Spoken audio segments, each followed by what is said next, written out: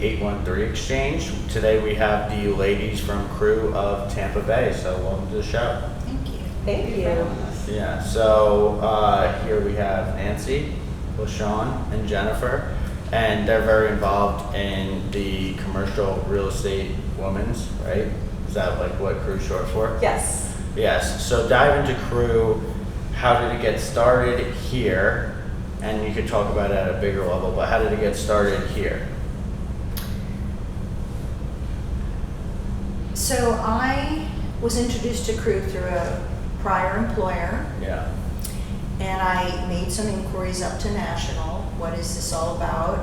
And I kept getting contacted by people all around the country. Oh, you should start a chapter. You should see what we're doing. And I had no interest in that at all. Mm-hmm. Simultaneously with these inquiries, I was in the process of getting divorced. And I learned that most women cannot afford to pay for their own legal counsel. And that was when I went, well, we got to change that.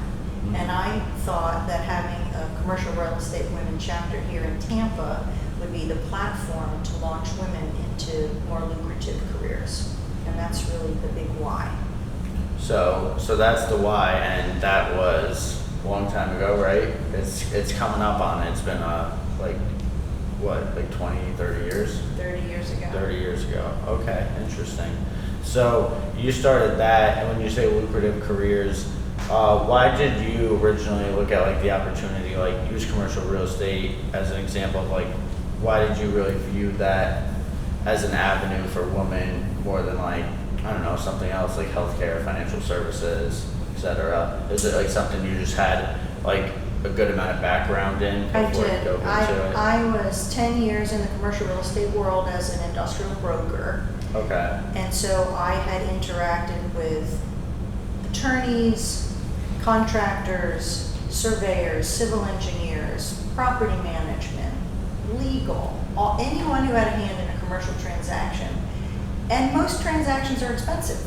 Yeah. So if you're involved in these and you're compensated by sales, then you can, it's a good avenue to make a lot of money. And most women, even though they work for a big company, it's really a company of one. Mm-hmm. And if you excel, it's usually an unlimited opportunity for financial success. So commercial real estate offers many of our members those paths forward. Okay, so you started off in the broker atmosphere, but also was involved in different fronts. You weren't just like single dimensional, you're kind of multi-dimensional with what you brought to the table. Sort of, Yeah. but every transaction includes all those other professionals. So Yeah, I got to meet women in all those other commercial avenues. So I wasn't a banker, I was never a civil engineer, but I hired those services. I was Yeah. involved in that. Yeah, no, a lot of people, they ask me, they're like, how do you know so much about engineering? It's like, well, my family was site contractors, like excavators for years, and then it's like, I went and did my own project, and it's like, well, you better know this stuff, right? Like, I mean, you learn on the fly a little bit too. Someone asked me if I had PE, I'm like, no, I just understand drainage, stormwater, etc.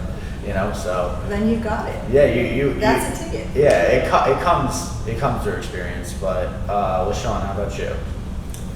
Well, I would say my avenue to Crew was a little different. Obviously, knew Nancy. She's iconic in the world of commercial real estate as a woman supporting other women. But for me, it was about finding a community. Anytime, my background is in investment sales and debt and equity placement, and not a lot of women, not a lot of people who look like me. So commercial real estate women was really an avenue to get connected to other professionals in the business and just find a community to get better, stronger, faster, learn more, and a place to do business with women. And so one thing, and we'll talk more about it, is if I need an attorney, if I need someone in the title business, if I need a developer, the network, not only in Tampa, across the globe, Crew just provides a depth of resources of professionals in commercial real estate. So personally, it was about having a community to learn from, to grow with, to get smarter, and have business opportunities Yeah. was my entry into. Yeah, so did you, quick question before I ask Jennifer, Sure. is, did you go to, like, being like debt and equity placement, did you go to school for finance before, or was? So I did. I went to the University of Kansas, Rock Chalk Jayhawks. I am a finance undergrad and left school, had no idea what I wanted to do, and got a really unique opportunity from a female attorney who hired me in the commercial mortgage-backed securities world. And she was a mentor, she was a coach, and lo and behold, 20 some years later, I'm still in the business, but there was no strategy around, I didn't have a path. It just happened to be, I fell into this world. If you would have asked me 20 years ago what commercial real estate was, I would have said, oh, the people who drive you in the golf carts when you're looking at apartments and you go back to the office and get cookies and Kool-Aid and sign a lease. Yeah. And I had no idea. Yeah. And I've just been very fortunate to be around, again, these two are just a representation of the phenomenal women in this business that I've been able to learn from. So. Absolutely, it's great. Yeah, for It's sure. definitely great. Jennifer, how about yourself? Getting started here. Yeah, so I joined Crew because I really needed a support organization. I had a real shock to my system when I moved back to Tampa to join our family business. I had been a litigator in Los Angeles for over 10 years, worked my way up to partner, earned respect and did all of that in a very, let's be honest, older white male dominated industry. I was in medical malpractice, which, on all fronts I'm dealing with that. And I did it with a smile on my face. I smoked the cigars, I drank the bourbon, and I was really cheerful about it. And when I moved here to join the family business, I knew it's a change of career, a change of my day-to-day, a change of now I'm running a business as opposed to working for someone else. I'm going to be working with my father, I'm going to be working with my husband, total change, and that's going to, those are the things I was mentally preparing myself for. I didn't think about the older white male dominated industry. I didn't think about that at all. And so when I came here and I started walking into rooms and people, I'm the lawyer in the room, I'm the one negotiating, and people wouldn't look me in the eyes. They'd call me honey, they'd ask me to pour them coffee, they'd give me a hug, whereas they shook everyone else's hands and called them Mr. as opposed to me calling them by my first name. It was a real shock to the system to be so far in my career and start back at that again. And it was really shocking. And so my husband wisely said, I think you need some women in the industry who you can talk to about this and who you can have some solidarity with. And so I met a few women who were very involved with Crew at that time, who all recommended Crew, including Nancy, because she's a close family friend. And so she had strongly recommended that I join Crew to find those people who could support me and help me and turn back to the positive person that I normally am. Yeah. I want to add that, what year was that, Jennifer?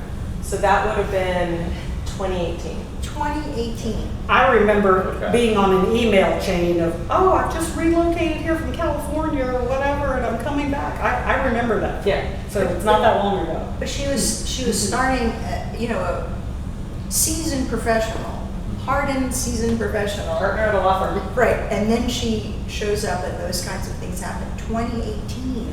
Yeah. We started Crew Tampa Bay 1996 with those same types of business inequities. And it's just, we've come a long way, but we still have a long way to go. No, absolutely. So, for our listeners out there, like Jennifer, this is a good example. Is a lot of people watch this that might want to consider a career change. So, you're a perfect example. So, what gave you the kind of guts to go for it? Was it just I'm super unhappy, or it's not that I'm unhappy, but I need something new and exciting? Well, for me, I think it probably was more related to family. So this is our family business.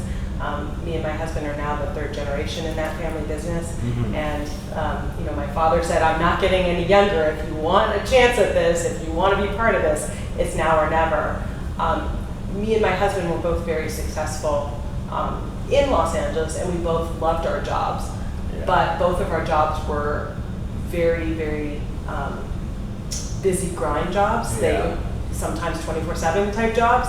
Yeah. And Los Angeles is a lovely city, and I loved living there, and I miss it. But it is a hard city, and the traffic is tough. And I remember us having a conversation, and certainly the support of my husband helped a lot, and us being on the same page. But we sat in the hot tub one day having drinks. That's where all good conversations happen. Yeah. And we kind of said, okay, so right now we're getting close to being our bosses, meaning like we're the managing partner of the respective companies we work for, or starting our own company. Yeah. Do we want to be our bosses? And we both were like, no, we don't want their life. And meanwhile, my dad's telling us about like all the fun things he's doing and how excited he is and how creative he gets to be and the things he was doing. And he's like, come join us. And we were like, let's take a leap of faith. We'll try it for a year. If it doesn't work, I mean, my firm was like, come back, you have a job here any day, you know? So Yeah. it was kind of, we'll take a leap of faith and try it. Well, it's good they were like that. That means you were the employee they didn't want to lose. Yeah. I mean, they didn't say that, but I assume so. Yeah, definitely. So, Crew, like, one thing I originally asked, and just to bring it up, because maybe there's a viewer out there that watches that is interested in joining, like, there's other networking things that come together. So, like, the differences between BNI, let's talk about that, because I think that if somebody is watching and they become interested, they should know, like what makes you guys like different with what you're building at Crew. I can only speak from personal experience. If you can see it, you can be it, and there is nothing more fascinating than being at a Crew annual convention that we have every year, and you're in a room with 2,000 decision makers, executives, and you just don't get that opportunity in any other professional networking organization. Like we still have to belong to the others because they're part of what we do, but I think this organization is very special because it's an organization where you look in the mirror and you see people that look like you, and they're decision makers, so you can do business. And that's my experience. Yeah. What I always say is I'm a member of a lot of organizations, and I think they all have their strengths, right? Yeah. What sets Crew apart is we're very focused on advancing women in diversity through education, through mentorship, through leadership opportunities, and most importantly through, we call it the network. So professional networking. And when I'm talking about professional networking, I'm not talking about going to a room, having a drink, sharing a business card. Yeah. We develop sort of lifelong professional relationships where I can call either of these women anytime, any day. I can text them and be like, I've run into this problem, please help, or I'm struggling with this, or I need to find someone who can help me with this. And they will always pick up the phone, they will always respond. And that, I think, is what really makes us unique. So yes, we do deals together, yes, we can have everyone at the table be a Crew member, and all those things are amazing, but I think what really sets us apart is the philanthropy, right? Like the advancing through education and leadership and mentorship, and we have amazing scholarship and mentorship programs, but also that networking relationship. We're also from my experience, one of the few female professional organizations that I've encountered that is really supportive of men and want men included. We want male allies who think the way we do. Yeah. And so that's really important to us, and our chapter is one of the chapters I think that has the strongest male presence in it, our local chapter. Oh, so like a guy can, like, it's not like, oh, you're a guy, you can't come to any events. The No, smart men are there. Yeah. My husband and my father are both members, and they're at every event. Oh, really? So Yeah. how many times do you guys get together? Like, how frequent? So we have monthly lunch programs. We have annual signature events. I think there's about 6 or 7 of them at this point. And then throughout the month, we have smaller format member-only events. Okay. So, like, when you guys have those events, is it like, it's like round table type of thing, or is it more like open? Depends on the event. So next week we have our signature event, the Economic Summit. Last year we had over 600 attendees. Oh, wow. in the past, the format has been, it had been the mayors as well as a world famous economist. This year, the world famous economist will be there, and we have county commissioners instead of the mayors, and they're talking about economic development and commercial real estate in the region. Yeah, no, there's definitely been a lot. So with these events, is it like with Crew, is it like something like kind of like where it's like a paid membership, like to join? Yes. Gotcha. Very interesting, very interesting. And that's how you kind of like try to work the network from inside there, which is pretty cool because you guys probably don't just do like one transaction and it's done. It's like, you know, you guys have at least a good relationship with, you know, and Well, it keeps that's- a tight knit group. You know? Well, that is, for me, it was Yeah. all about only doing business with crew members. Yeah. Because in the room is everybody who has a hand in the transaction. So one year I was looking for a building, an office building. A crew member said, hey, we're selling this building. So my buyer's great, but I needed a lender. I have a lender in the group. I needed a contractor to give us some pricing. There was a contractor in the group. I needed environmental. Oh, we have that person. We needed title work. We needed all these things done Yeah. before this property went to auction. Yeah. And you can't really get a lot of people to do work for you without knowing that there's a real deal. But you can with fellow crew members because they know you. They've done work with you. They wouldn't do it for just anyone. They would do it for LaShawn. They would do it for Jennifer because they worked with her before. And she wouldn't ask if there really wasn't something in it. So the network for me has always been about finding someone in our group, and there's 300 of them to pick from, who can facilitate the kind of work that we need to finish a complete transaction. Development work, build a suit. Yeah. You know part of that yourself. No, I know. But everyone that you would need to know is already in our group. And then one step further, if you're just doing business in Florida, we have a lot of chapters in Florida. We get together with other Florida chapters. So maybe you do work in Tampa and Orlando. Oh, now you have a dream team over there. Maybe you're doing stuff regionally. Oh, so maybe when you go to convention, you're looking for this person in Atlanta or Charlotte, and you will meet her at the meeting. Or if you need to be national, we have people at that level that Tampa Bay members can tap into and do work that way. Yeah, well, the thing that's nice about a group, and like I'm just speaking from my personal experience, you know, I lived in New York my entire life, started, you know, well, quickly my story is went to University of Tampa, and then started doing pressure washing and detailing, like the car wash business, figured out the investment side, figured out how to get into it, right? Found my first property, put it under contract, and now a couple weeks out from CO. But the point is like, you know, I went into this thing like blindfolded, right? Like, you know, so I made a lot of, you know, I had a lot of bad actors. So you talk about all those people that touch the transaction along the line. It's like if you take it from just a site before it goes under contract to like a site with a final CO, it's like a gazillion hands that this thing's going through, or like different parties that have to be involved. And it's like I went in blindfolded. So like the good news now for me is that if I go and do another one in the future, I say, okay, here were the good actors, here were the bad actors. But it's kind of nice if somebody's coming in, like if someone's in the group and then let's say they've been in the group for like 3 or 4 years and now they're interested in starting their first project.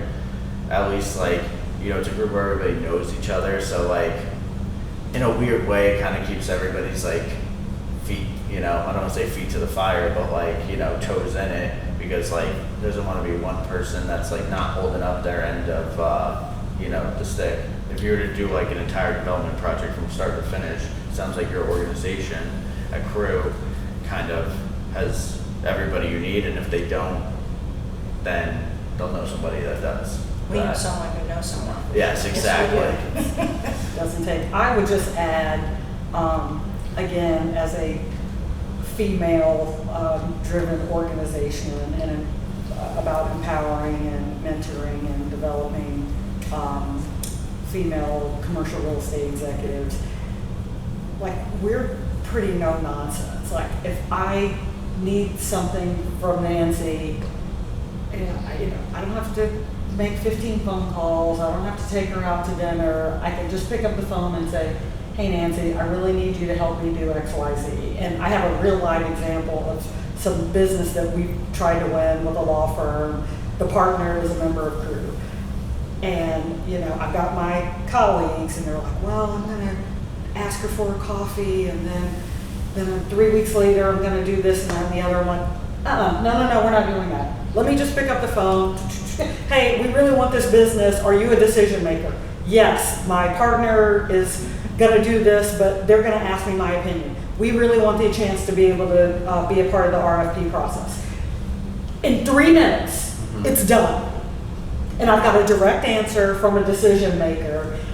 And that is what I love about, and if she couldn't do it, she'd say, hey, this is not my specialty or my area, but I'll still do what I can for you. Or here's the person you can Here's talk the to, and I'll person, make an intro. I'll connect you to the Yes. person who will do it. Yeah. But like there's none of the foolery is what I'll call it.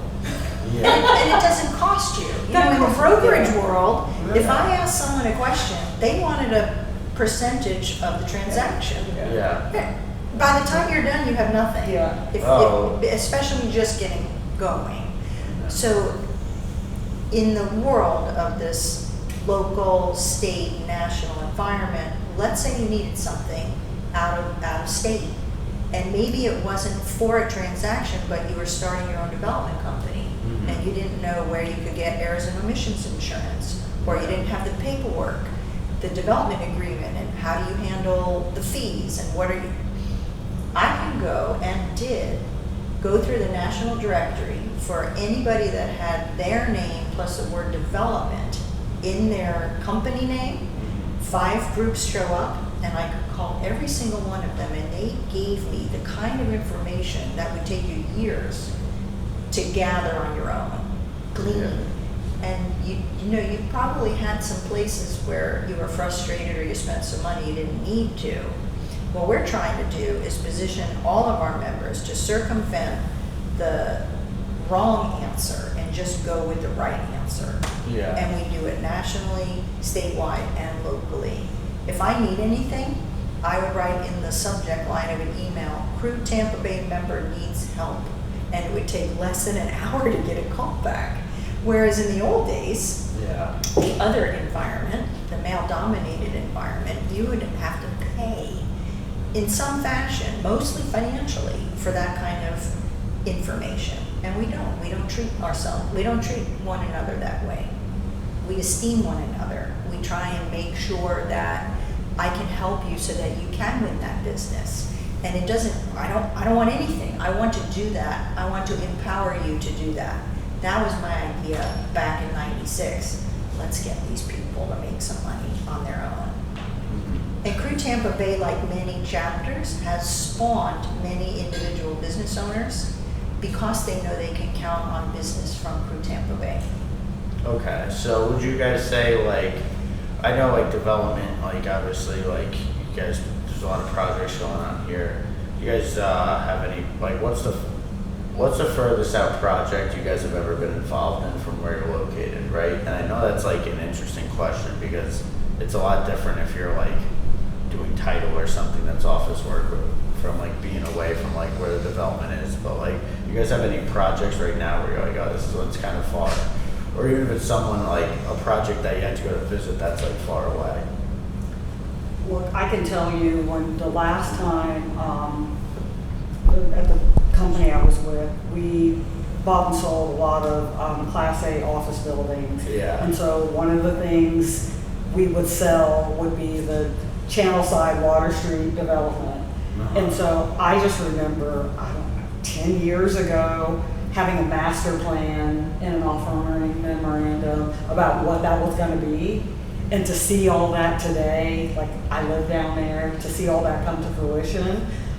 So that's something that's near and dear to me personally and professionally. And I think Jennifer mentioned, the influx of population growth, immigration that we've had, all the people that have moved to Tampa, to see that whole Midtown. You've got Gasworks now, but Channel Side, again, near and dear to me because we were selling that dream before there wasn't any concrete poured. And now Yeah. today to look at, you can walk downstairs and it's thriving and there's restaurants everywhere. It's pretty incredible. And I can count out probably 10 crew members just off the top of my head that somehow had a hand in that. Yeah, and the interesting part is I've been coming to Tampa since I was yay high, but I was originally from New York, and I was looking at old photos of where the Florida Aquarium is in Channel Side, and I'm just Yeah, right. I forgot Tampa wasn't really even like a city; it was just kind of like a cute little town, And it's just I remember that where the Addition is and all those buildings. It's it was Amalie, and then That's it. it was the Florida Aquarium, and that was it. Yeah, the cruise ships, that was about it. Yeah, and the cruise Tampa ships. Pier. Yeah, the Tampa, yes. Yeah, and that was it. And it's just so crazy how it came along so fast. And maybe the second edition that they're gonna do is or the second phase of all this stuff is, obviously they feel like they can. You don't do a development without knowing the math that hey, we have a pro forma, right? We need to hit these numbers. So obviously they feel like more people are still coming here, right?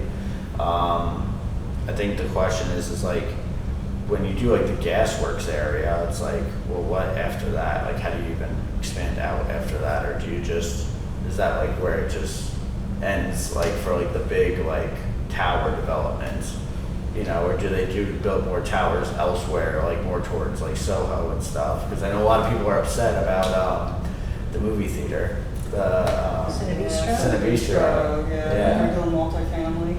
Yeah. I'm officially upset. Yeah, it's a bummer. But, Yeah. sometimes things have to change in order to. Who knows? I don't know who owned the property before, but that is a valuable strip. Somebody offers a nice amount of money and you buy it. So, but yeah, that's the question. Is do they come more inward towards the Bayshore side of things with buildings, or is it just kind of around UT, or does it just kind of end with gasworks? Because obviously you have limited I real think estate. there's a lot more neighborhoods though in the Tampa Bay region other than just Oh, yeah. the downtown South Tampa core. And I think a lot of people forget about that. And there's so much growth happening, to our east, going into Brandon, Riverview, and Valrico, to the north. USF. Yeah, but all moving all the way up that whole strip and going even Well, further, Go to right? Dade City. Have you seen what's happening up there? Oh yeah, it's crazy. And I forgot, it's Falkenberg Road in Brandon over there. They have those are all new retail restaurants, a bunch of new stuff, and it's continuing to get newer. And there's still plots of land to do plenty of stuff. And so- that's us just talking about Hillsborough County, but the Tampa Bay region also includes Pasco County, Pinellas, and they're all exploding in neighborhoods that before had no development or had very limited development are exploding now. Yeah, it's gonna be interesting. My experience, so my site's on West Hillsborough Ave, Town and Country, but the first site I was looking at, it was on 41 in Lutz, and I actually had to rescind the contract after 20 days of being under DD because they didn't have either sewer nor septic, and I'm I can't do a car wash like that. So it's just interesting because it's you have all these plots of land, but they also do have to upgrade the utilities on a lot of areas, because it's how would a road US Highway 41 that literally has 50,000 cars passing daily, literally one of the main ways to get into the city of Tampa, not have Well, I think water. I think sometimes that's part of the wild, wild west of being a developer from ground up land Oh, in yeah. a region that doesn't have as much Yeah. development. Yeah. No. Yeah. You get to know that. Yeah. I had a really great mentor, Tony Bruno, who said to me, I don't want to be the pioneer. I want to be the next guy after Yeah, someone yeah. else That's true. already. Yeah. Someone else already got bloodied there. Someone Yeah. else had to bring in the sewer and water line. Someone Yeah. else had to extend a road. Yeah. I don't want to be doing that. I want to be right after you. And all that stuff's, all the hard work's been done.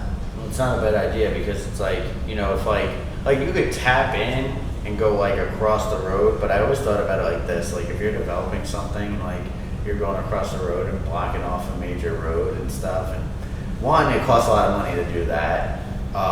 Two, on top of that, it's like, well, when you open your facility, whether it's a apartment building or car wash or Dunkin' Donuts, whatever, it's like, how excited are the customers really going to be that know you just shut down the road for like 2 weeks to do road work? So it's like, there's a lot of, you're right, the person that's the pioneer, they're really the one that's cutting their teeth with the county the most, and FDOT, the rest of them. But yeah, no, that definitely, it's a good piece of advice because, I mean, they do take the biggest hit. And Yeah.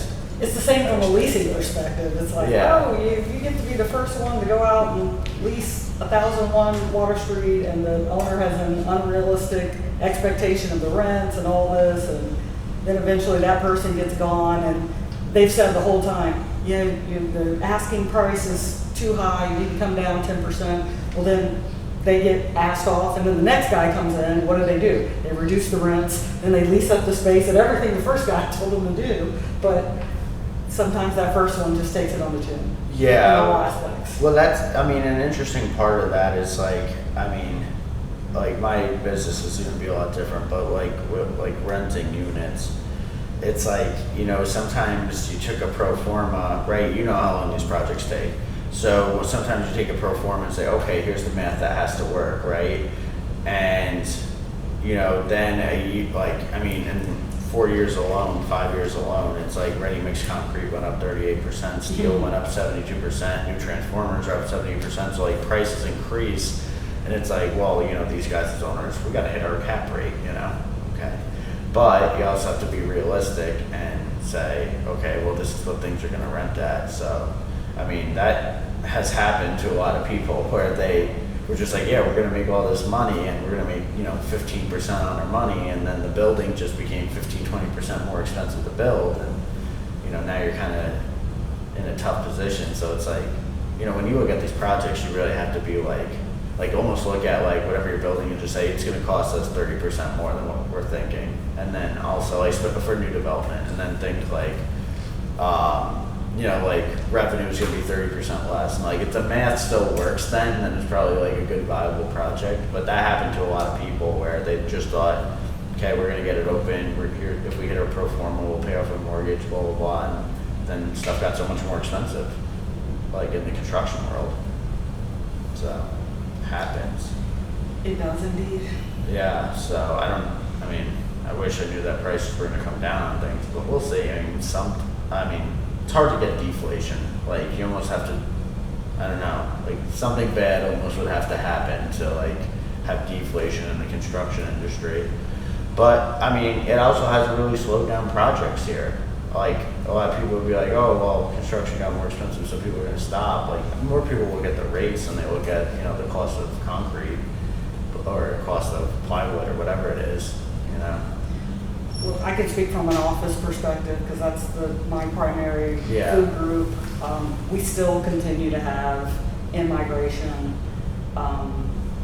2 major companies just relocated from New York Yeah. to put their headquarters here, adding headcount, adding jobs to the region. So Tampa still seems to benefit from the no state income tax, Yeah. great quality of life. We're not the value option anymore. Let me tell all investors, this is not a value option. This is not Raleigh. Not like it once was. Yeah, it's not like it once was 10 years ago. But I think you still get, from a labor perspective, lack of state income tax and other benefits that still makes it a draw. Companies continue to bring their headquarters here and leave big cities, so we'll Yeah. continue I mean, to be. From the retail perspective, because we're mostly retail, and Yeah. we're unlike most developers, we develop and then we're long-term holders and we self-manage our properties. So we're at, I think, 97-98% occupied. Yeah, that's great. On the retail, and we're primarily retail with some sort of boutique medical, and you know, we continue to get calls on any vacancies, and a lot of times, quite frankly, we're getting calls before it's vacant. We've heard this person might be leaving. Can we get in the door? Right, Because right. some of this That time. retail space, especially in some of the neighborhoods we're in, there aren't a lot of options. When we started the company here, when my grandfather started it here in Tampa, part of his model was following some of the home builders who were being pioneers and developing in areas like Town and Country and Fishhawk and Big Bend. And he followed them and was developing sort of the retail for them because that wasn't their bandwidth. But when you are developing homes, you need retail. So we have a lot of properties in those areas where I guess we weren't fully pioneers. We were pioneering with them, but on the side. So we still have a lot of those centers. And in some of those areas, there's not a lot of retail centers. There's not a lot of land for retail centers anymore. It's because it's been a lot of home development. Yeah, absolutely. So now back to Crew. So what's like, to really wrap this up, what is the next, like, where Crew's at, like, what is the next steps for it look like in this area specifically just for the Tampa market? Like, what are the So next they look at me. So I'm Yeah. currently the president-elect. So I don't think we went through this. So Nancy was our founder and Yeah. our president in the first 2 years. Yeah. LaShawn was the president in around our 25th anniversary and converted us both in size and in practice from a working to a strategic board and really grew our membership tremendously and I think our prestige in the community. And I will be the president next year for our 30th anniversary, which is obviously huge. So right now we're working on how do we honor and celebrate the legacy of the organization for the last 30 years and wonderful women who we all have stood on the shoulders of and who have mentored us. I mean, I will tell you, Nancy, as our founder, still continuously mentors many of us on the board, mentors a lot of the young women coming up in the organization. She's still very involved. LaShawn actually served on the global board on behalf of Tampa Bay, and so gave Tampa Bay a really huge presence on our global organization. So we're just really excited planning for the 30th anniversary and our continued growth. Absolutely. Well, it was a pleasure to have you all on the show. Thank you for, Thanks for having coming us. on today. Yeah. And where can somebody, before we wrap up, where can somebody find you guys if they're interested in Crew? We have the Crew Tampa Bay website. You can go onto that and you will find all the information there. And you can certainly find my contact information there because the president-elect. So Awesome. find us all there. Jennifer, LaShawn, Nancy, thank you so much for being on the show today. Yeah, of course. Our pleasure. Thanks for having having us. us. Awesome.